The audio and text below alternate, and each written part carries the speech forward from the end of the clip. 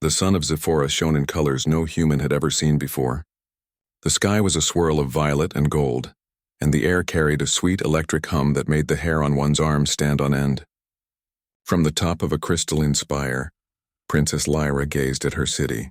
The streets below shimmered with light reflected from the towers, and the people moved like ants through the bustling marketplaces. She had walked these streets countless times, yet she felt restless today. Something in the air told her that trouble was coming, and she could not ignore it. Lyra adjusted the hood of her cloak. She preferred moving unseen. Even though she was the princess, she wanted to see her people as they truly were, without the weight of ceremony and guards. She stepped lightly down the narrow alleys, blending into the crowd. Her mind wandered to the reports she had received earlier that week. Strange mercenaries, cloaked in dark armor, had been spotted near the northern valleys. They had no loyalty to any nation on Zephora, and their intentions were unclear.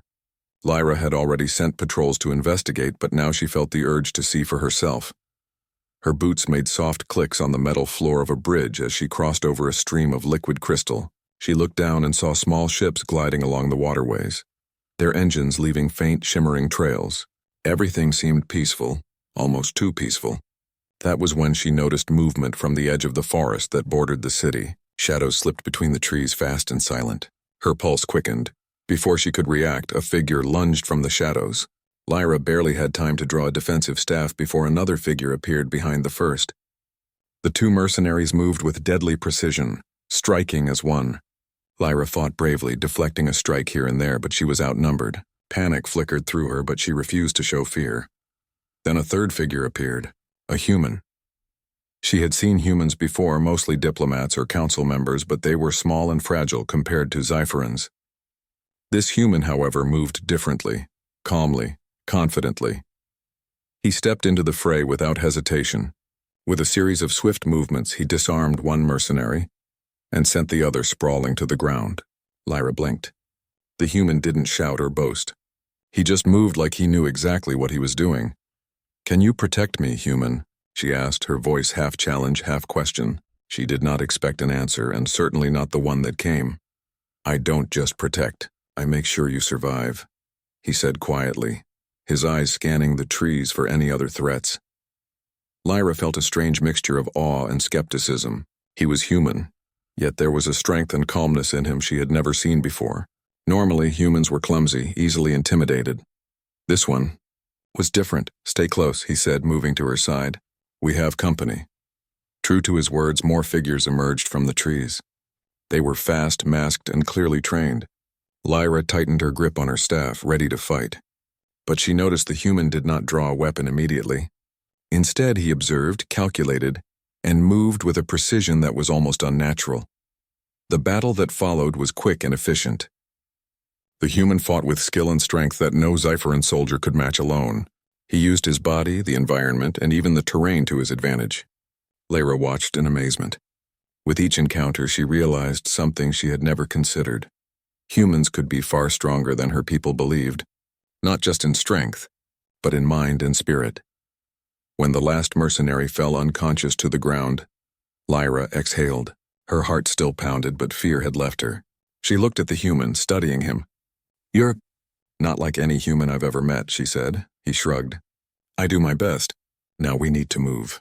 "They will regroup." Lyra hesitated. Pride and caution warred within her. She had always handled danger on her own. Yet something in the human's presence made her feel safer than she had with her own guards. She nodded slowly. "Lead the way." As they moved through the forest surrounding the city, Lyra began to notice other things. The human, whose name she later learned was Captain Alex Ryden, didn't just fight with strength. He thought ahead. He predicted where danger would come from, and he found ways to avoid it or turn it against their enemies. He was resourceful in ways her people rarely were. Hours passed and the forest thickened. Strange creatures called the shadows of the undergrowth, small but quick, flitted around. They hissed when they spotted the human and the princess, but Alex dealt with them without unnecessary force. He used his environment, setting traps and guiding the creatures away, all while keeping Lyra protected. By the time they reached the edge of a high cliff, overlooking a valley bathed in the glow of the setting sun, Lyra could not hide her admiration. "I underestimated humans," she admitted softly. You are much stronger than we believed. Alex did not reply immediately. He only watched the valley below, scanning for threats. Strength isn't just about fighting, he said finally. It's about thinking, surviving, and protecting those who can't protect themselves. Lyra studied him, realizing the truth in his words. All her life she had been told humans were fragile, easy to overlook. But here was proof to the contrary. She had seen his courage, his skill, and his mind in action. He was a human who could stand among the greatest warriors of her planet and not falter. Night fell and the forest became darker. Strange sounds echoed around them, some from creatures, others perhaps from the mercenaries still searching. Alex found a safe spot for the night, camouflaged and hidden from sight. He made no fire, too risky. He simply assessed the surroundings and prepared for any attack. Lyra tried to rest but found it impossible. Her mind replayed the day's events, her own pride clashing with the undeniable truth. Humans. Maybe they were capable of things her people had never dreamed. She watched Alex as he kept vigil, alert and ready. She realized she had more to learn about him, about humans and perhaps about herself as well. Before dawn, a faint noise stirred her. Alex was already awake, eyes sharp. He motioned for her to follow. Quietly, they moved through the forest, descending into the valley. Mist clung to the ground and the rising sun painted the crystals in strange hues. It was beautiful, but Lyra had no time to admire it. Alex was alert, moving in ways that suggested danger could appear at any moment. And it did. A massive shadow moved across the valley floor. Dozens of mercenaries, armed with alien weapons and mounted machines, were advancing. Lyra froze for a moment, fear creeping back. But Alex didn't hesitate. He signaled her to stay low and began positioning themselves strategically. Using the terrain, he prepared an ambush, calculating each move, each shot, each path of attack.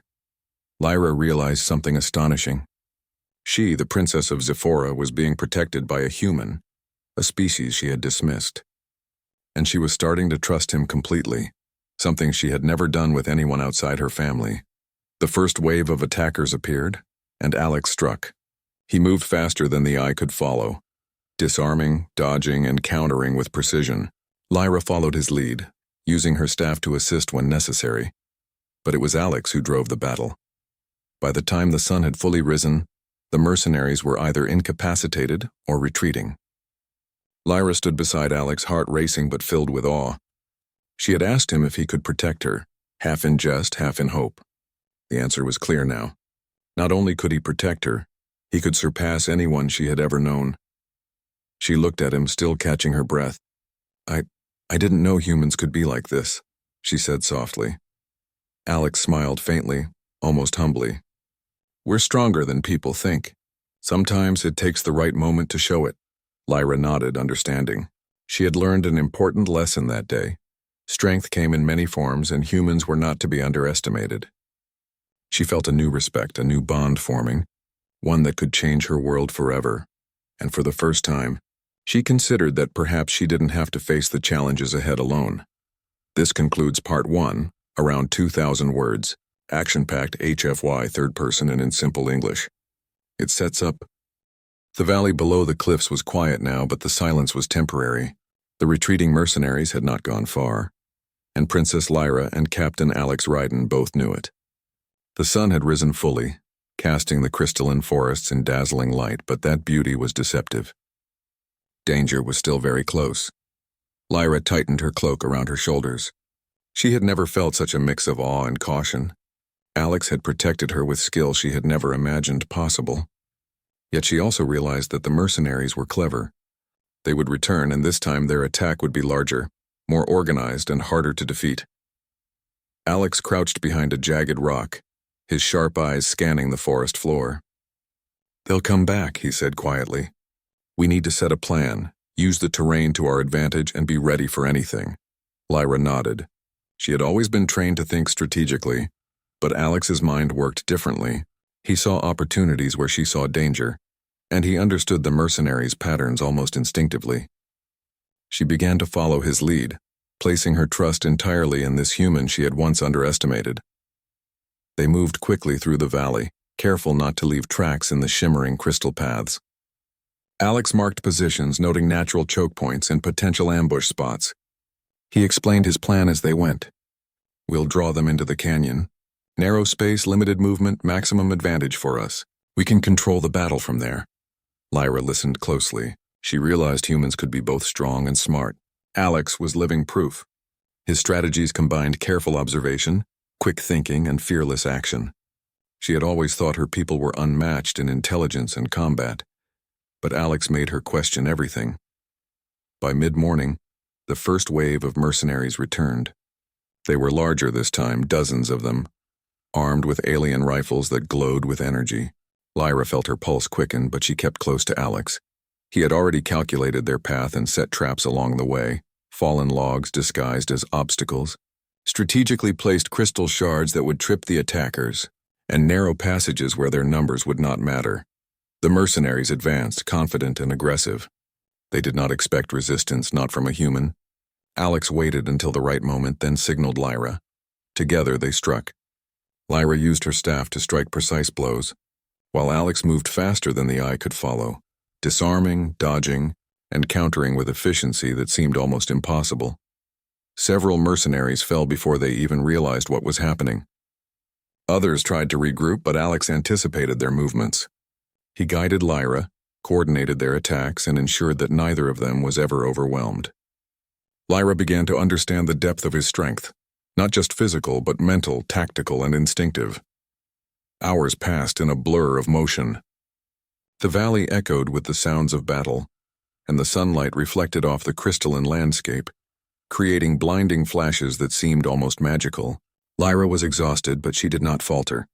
Alex's presence gave her courage, and his calm determination inspired her to push beyond her own limits. As the battle continued, Alex noticed a larger threat, a cybernetically enhanced alien warrior leading the mercenaries. Its movements were fast, mechanical, and lethal.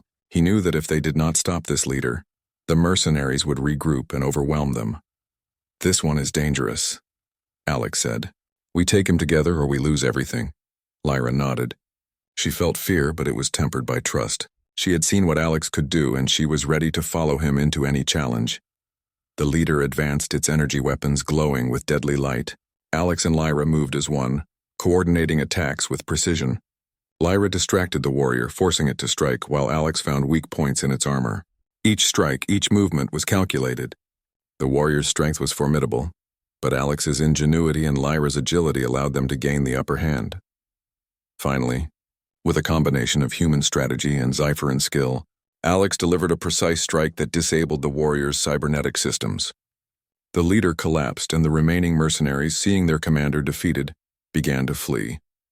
Lyra lowered her staff, breathless and amazed. She looked at Alex with a mixture of respect and wonder.